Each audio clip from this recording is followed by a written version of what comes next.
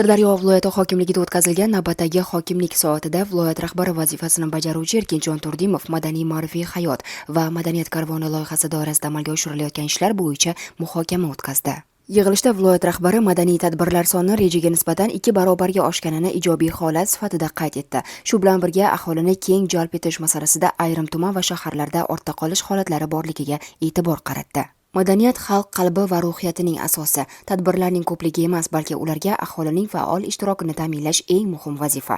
Har bir hudud o'z aholisini madaniy jarayonlarga keng jalb eta olsa, ma'naviy muhit butunlay boshqacha bo'ladi, dedi Erkinjon Turdimov. Muhokama davomida Oqoltin, Xovos, Mirzobod kabi hududlarda tadbirlar tashkil etish va madaniyat markazlarini namunali faoliyatga o'tkazish borasida jiddiy kamchiliklar mavjudligi qayd etildi. Viloyat rahbari mutasaddilarga ishlarni tezkor tarzda bartaraf etish bo'yicha aniq ko'rsatmalar berdi. Shuningdek, mahalliy folklor jamoalarini texnik vositalar va maxsus kiyimlar bilan ta'minlash, madaniyat markazlarida kinoteatrlar faoliyatini yo'lga qo'yish, aholi uchun to'garak va kutubxonalarni samarali yo'lga qo'yish zarurligiga e'tibor qaratildi. Yoshlarimizning bo'sh vaqtlarini mazmunli tashkil etish, milliy madaniyatni targ'ib qilish uchun har bir madaniyat markazi haqiqiy ma'naviyat maskaniga aylanishi kerak, dedi viloyat rahbari. Yakunda mutasaddilarga madaniy ma'rifiy muhitni yuksaltirish, aholini tadbirlarga faol jalb etish va madaniyat muassasalari imkoniyatlarini kengaytirish ishlarini izchil davom ettirish bo'yicha aniq vazifalar qo'yildi hamda zaruriy ko'rsatmalar berildi.